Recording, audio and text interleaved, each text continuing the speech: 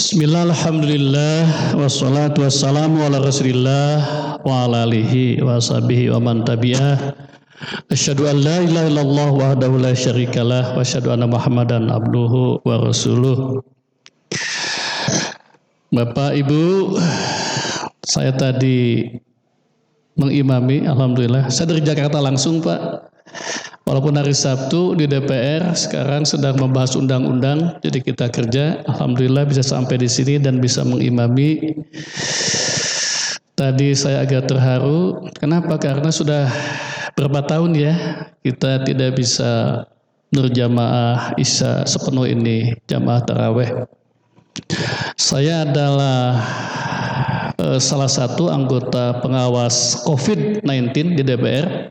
Di DPR itu dari 575 anggota, ada 30 yang diangkat jadi pengawas COVID, dan saya salah satu di antaranya.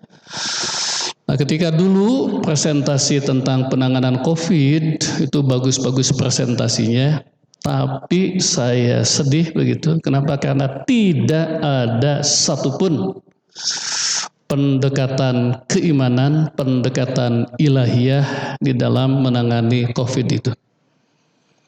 Pendekatan ekonomi bagus, pendekatan medis bagus, ya, pendekatan keuangan bagus, pendekatan bencana bagus. Saya prihatin, kenapa? Karena tidak ada pendekatan ilahiyah, pendekatan religius.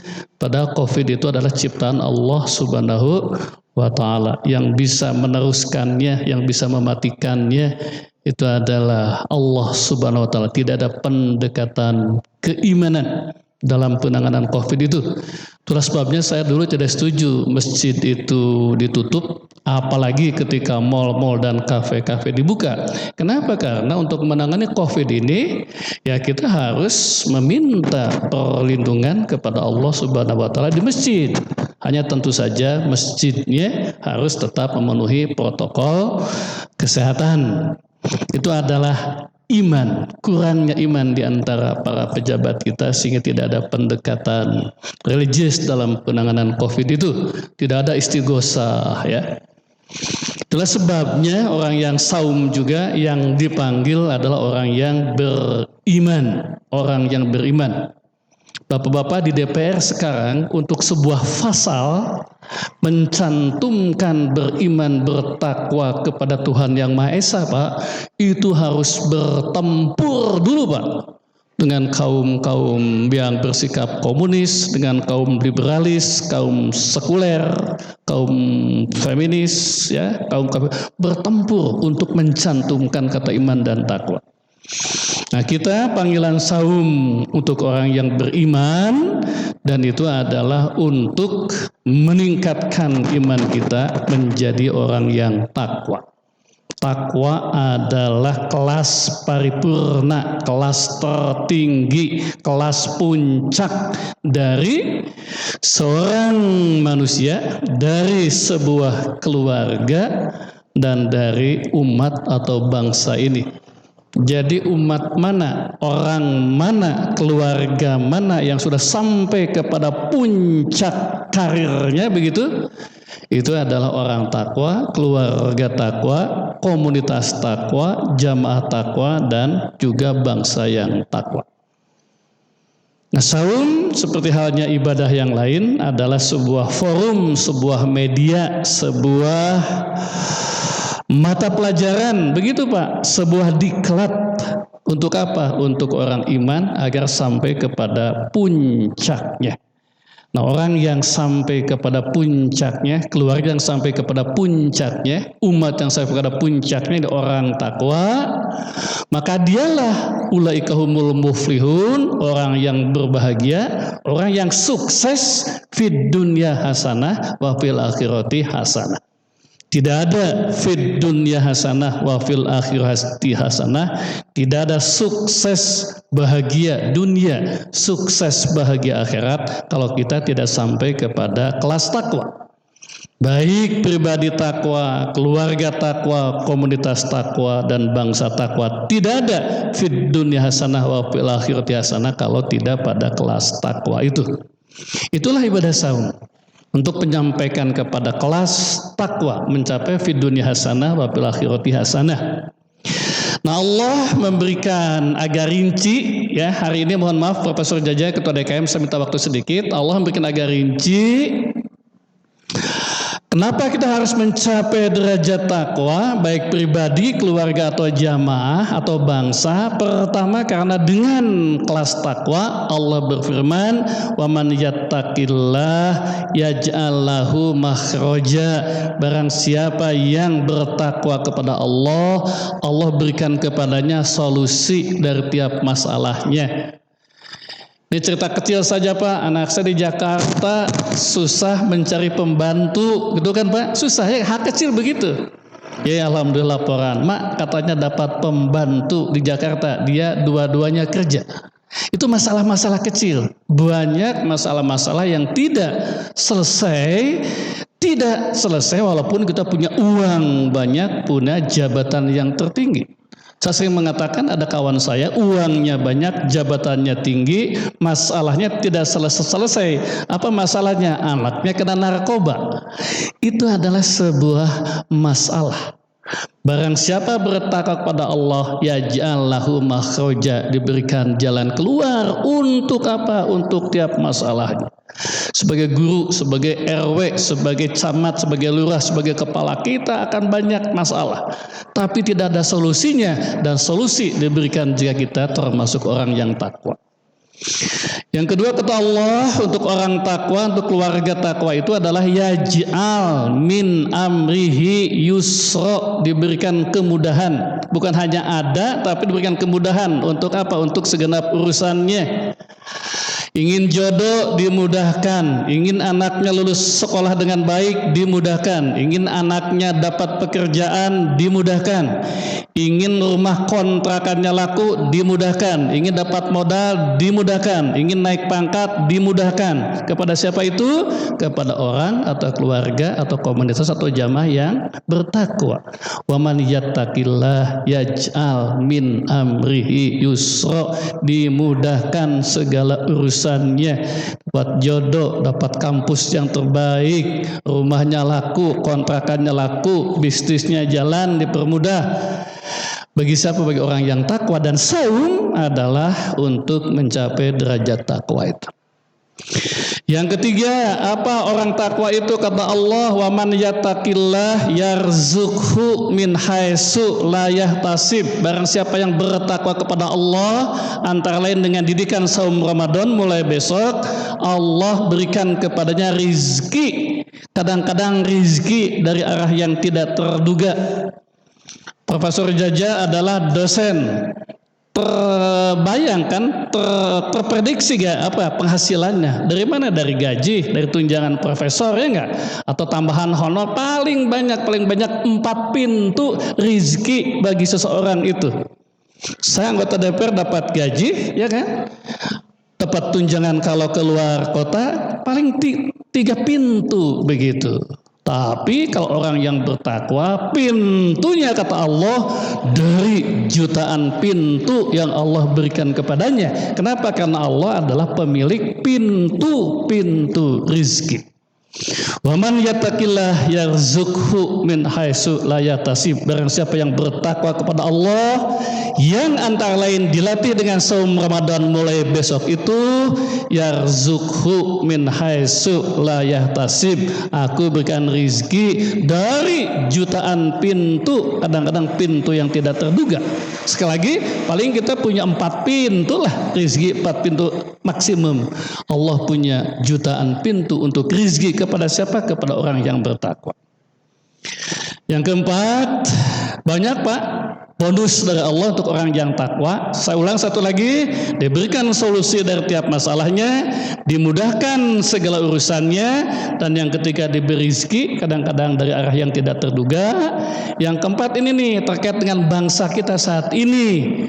Dalam Al-Quran, Walau amana ahlal qura amanu wattaqau la fatahna alaihim barakatim minas sama'i wal ard.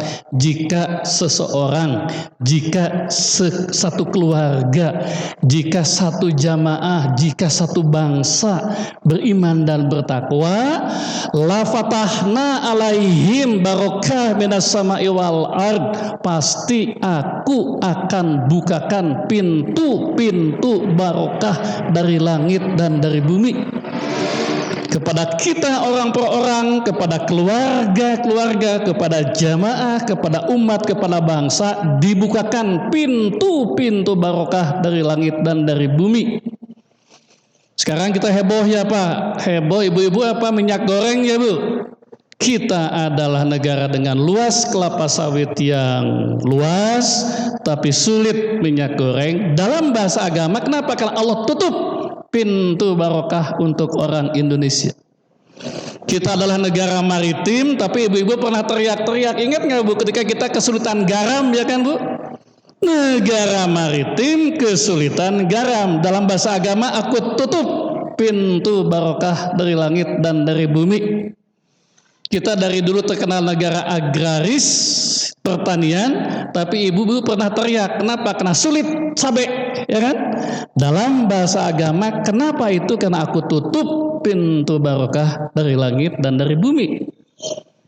Demikian juga di level keluarga. Ada yang keluarga sepertinya gajinya banyak, uangnya banyak, rumahnya banyak, tapi tidak cukup saja. Sulit saja. Tapi ada juga kita menyaksikan rumah tangga yang sepertinya penghasilannya biasa-biasa, tapi hidupnya cukup-cukup saja. Kenapa? Karena dibukakan pintu barokah dari langit dan dari bumi. Nah itu secara umum sekali lagi. Barang siapa yang bertakwa, ulaika humul muflihun, hidupnya bagja, bahagia lahir batin. Siapa yang bertakwa maka fid dunya hasanah wa fil akhirati hasanah. Tidak ada fid dunya hasanah wa fil akhirati hasanah tanpa ketakwaan. Nah di antara itu maka kita breakdown, kita turunkan minimal yang tadi. Dengan takwa aku berikan jalan keluar di tiap masalahnya. Dengan takwa aku permudah segala urusannya. Dengan takwa Allah akan memberikan rizki dari arah yang tidak terduga. Dan dengan takwa aku bukakan pintu barokah langit dan bumi. Kita waktu 3 menit lagi.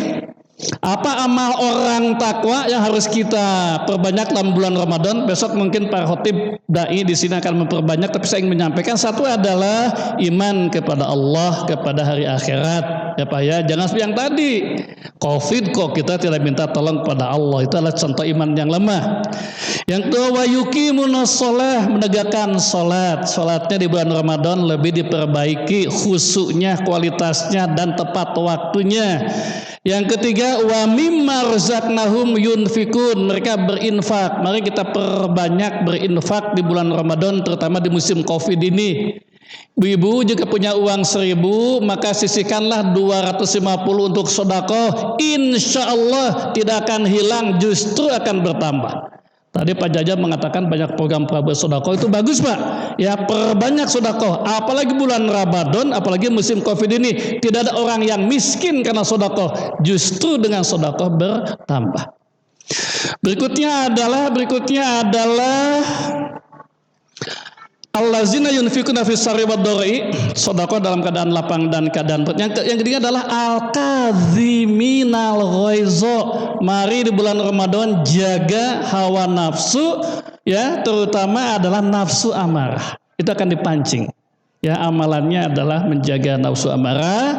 Berikutnya adalah wal afina anin nas. Mari kita perbanyak silaturahmi dengan orang, dengan jamaah, dengan kawan, dan saling memaafkan.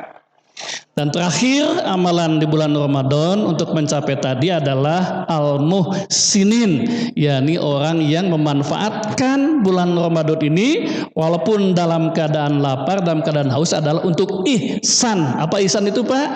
Yakni mengerjakan segala sesuatu dengan berkualitas, dengan bermutu. Nah, itu adalah sebagian dari amalan-amalan yang harus kita jaga bulan Ramadan. Saya ulang sekali lagi, satu, tingkatkan keimanan kita.